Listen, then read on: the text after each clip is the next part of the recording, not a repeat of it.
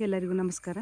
ಇವತ್ತಿನ ವಿಡಿಯೋದಲ್ಲಿ ನಾನು ಪ್ರತಿಯೊಬ್ಬರಿಗೂ ಉಪಯುಕ್ತವಾಗುವಂಥ ಒಂದು ಮಾಹಿತಿಯನ್ನು ಹಂಚಿಕೊಳ್ಳಿಕ್ಕೆ ಇಷ್ಟಪಡ್ತೇನೆ.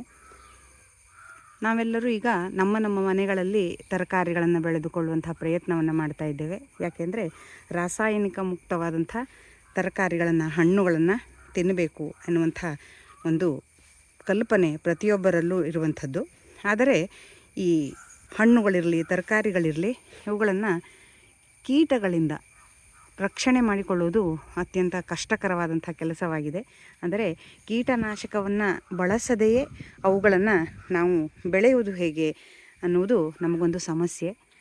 ಈ ಹಣ್ಣಿನ ನೊಣ ಅಥವಾ ಕೀಟ ಇದನ್ನು ನಾವು ನಮ್ಮ ಬಳ್ಳಿಗಳಿಗೆ ಅಥವಾ ಗಿಡಗಳಿಗೆ ಬರದಂತೆ, ಅವು ನಮ್ಮ ಬಳ್ಳಿಗಳ ಮೇಲೆ, ಗಿಡಗಳ ಮೇಲೆ ಅಟ್ಯಾಕ್ ಮಾಡದಂತೆ ಒಂದು ಸುಲಭವಾದ ಉಪಾಯವನ್ನು ಮಾಡಬಹುದು. ಅದು ಏನು ಅಂಥೇಳಿ ಸತೀಶ್ ದೇವರು ತಮಗೆ ವಿವರಣೆಯನ್ನು ನೀಡುತ್ತಾರೆ. ನಮಸ್ಕಾರ. ಈ ಹಣ್ಣು ನೊಣದ ಕಾಟದಿಂದ ನಾವು ಹೇಗೆ ತಪ್ಪಿಸಿಕೊಳ್ಬೋದು ಅನ್ನೋದನ್ನು ತಾವು ವಿವರಣೆ ಮಾಡ್ಬೋದಾ? ಈ ಹಣ್ಣು ನೊಣಗಳು ಕಾಯಿ ಮತ್ತು ತರಕಾರಿಗಳಿಗೆ ಕೂತು ಪಂಚ್ ಮಾಡ್ತವೆ. ಅದರಿಂದ ಆ ತರಕಾರಿ ಹಾಳಾಗ್ತದೆ. ಅದು ಹಾಳಾಗಬಾರ್ದು ಅಂದರೆ ಆ ಹಣ್ಣು ನೊಣಗಳನ್ನು ನಾವು ಕಂಟ್ರೋಲ್ ಮಾಡಬೇಕು. ಕಂಟ್ರೋಲ್ ಮಾಡೋದಕ್ಕೆ ಟ್ರ್ಯಾಪ್ಗಳು ಬೇಕಾದಷ್ಟು ಥರದ್ದು ಇವೆ. ಆ ಟ್ರ್ಯಾಪ್ಗಳಿಗಿಂತ ಈ ಥರ ತುಳಸಿಯನ್ನು ಸ್ವಲ್ಪ ಜಜ್ಜಿ ಅದನ್ನು ತೂಗು ಹಾಕ್ಕೊಳ್ಬೇಕು. ನಂತರ ಒಂದು ಪ್ಲಾಸ್ಟಿಕ್ ಕೊಟ್ಟೆಯನ್ನು ತಗೋಬೇಕು. ಆ ಪ್ಲಾಸ್ಟಿಕ್ ಕೊಟ್ಟೆಯನ್ನು ತಗೊಂಡು ಅವು ಈ ತುಳಸಿಗೆ ಬಂದು, ತುಳಸಿಯ ವಾಸನೆಗೆ ಬಂದು ಇಲ್ಲಿ ಕೂಡಿರ್ತಾವ. ಹೌದು, ಇದು ತುಳಸಿ ವಾಸನೆಗೆ ಆಗಾಗಲೇ ಬಂದು ಕೂತಿದ್ದಾವೆ. ಅದನ್ನು ನೋಡಿ ನೀವು.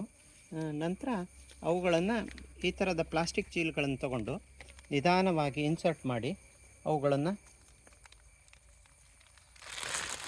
ಈ ಸರ್ತಿ ಟ್ರ್ಯಾಪಲ್ಲಿ ಇಡಬೇಕು.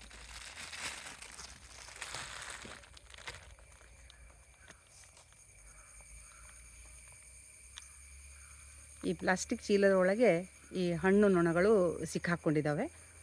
ಇವುಗಳನ್ನು ಒಯ್ದು ಕೊಲ್ಲುವ ಪ್ರಕ್ರಿಯೆಯನ್ನು ಮಾಡಬೇಕು.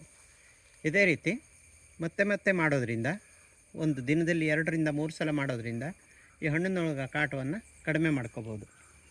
ಧನ್ಯವಾದಗಳು. ಹೀಗೆ ನಮ್ಮ ತರಕಾರಿಗಳಿಗೆ ಹಾಗೆ ಹಣ್ಣುಗಳಿಗೆ ಅಟ್ಯಾಕ್ ಮಾಡ್ತಾ ಇರತಕ್ಕಂಥ ಈ ಹಣ್ಣು ನೊಣಗಳ ಕಾಟದಿಂದ ತಪ್ಪಿಸಿಕೊಳ್ಳಿಕ್ಕೆ ಅತ್ಯಂತ ಸುಲಭವಾದ ಮಾರ್ಗ ಇದು. ನೋಡಿ, ಇಲ್ಲಿ ಈ ತುಳಸಿಯನ್ನು ನೇತು ಹಾಕಿರೋದಕ್ಕೆ ಎಷ್ಟೊಂದು ನೊಣಗಳು ಬಂದು ಕುಳಿತಿದ್ದಾವೆ. ಇವುಗಳನ್ನು ಕೂಡ ಅದೇ ಪ್ಲಾಸ್ಟಿಕ್ ಚೀಲದಲ್ಲಿ ಹಿಡಿಯುವಂತಹ ಪ್ರಯತ್ನವನ್ನು ಮಾಡಬಹುದು. ಅಲ್ಲಿ ಸಿಗಾಕೊಂಡಿರ್ತಕ್ಕಂಥ ಈ ಹಣ್ಣು ನೊಣಗಳನ್ನು ಈ ರೀತಿಯಾಗಿ ಕೊಲ್ಲುವುದರ ಮೂಲಕ ಅವುಗಳ ಸಂತತಿ ಕಡಿಮೆ ಆಗುವಂಥ ಒಂದು ಕೆಲಸ ಆಗ್ತದೆ. ಹೀಗೆ ನಮ್ಮ ನೈಸರ್ಗಿಕವಾಗಿ ಬೆಳೆದುಕೊಳ್ಳಬೇಕು, ರಾಸಾಯನಿಕವನ್ನು ಬಳಸದೆ ತರಕಾರಿಗಳನ್ನು, ಹಣ್ಣನ್ನು ಬೆಳೆಸಬೇಕು ಎನ್ನುವಂಥ ಒಂದು ಆಸೆಯನ್ನು ಈ ರೀತಿಯಾಗಿ ಒಂದು ಉತ್ತಮವಾದ ಹಾಗೆ ಸುಲಭವಾದ ಪ್ರಯತ್ನದಿಂದ ನಾವು ರಕ್ಷಣೆ ಮಾಡಿಕೊಳ್ಳಬಹುದು. ನೋಡಿ, ಈ ಒಂದು ತುಳಸಿಗೆ ಯಾವ ಪ್ರಮಾಣದಲ್ಲಿ ಈ ಹುಳಗಳು ಮುತ್ತಿಕೊಂಡಿದ್ದಾವೆ ಅಂತ.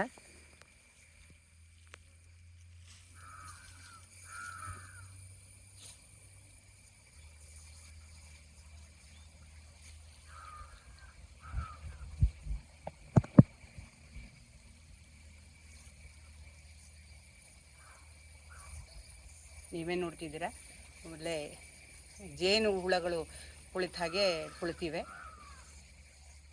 ಇವೇ ನಮ್ಮ ತರಕಾರಿ ಮತ್ತು ಹಣ್ಣುಗಳನ್ನು ಪಂಚ್ ಮಾಡಿ ಅವು ಕೆಡುವಂತೆ ಮಾಡುವಂಥ ನೊಣಗಳು. ಇವುಗಳನ್ನು ಈ ರೀತಿಯಾಗಿ ತುಳಸಿಯನ್ನು ಜಜ್ಜಿ ಅದನ್ನು ಆ ಬಳ್ಳಿಗಳ ಜೊತೆ ನೇತು ಹಾಕುವುದರಿಂದ ಒಂದೇ ದಿನದಲ್ಲಿ ಅನೇಕ ನೊಣಗಳನ್ನು ಸಾಯಿಸಲಿಕ್ಕೆ ಸಾಧ್ಯವಿದೆ. ನೀವು ಪ್ರಯತ್ನ ಮಾಡಿ ನೋಡಿ.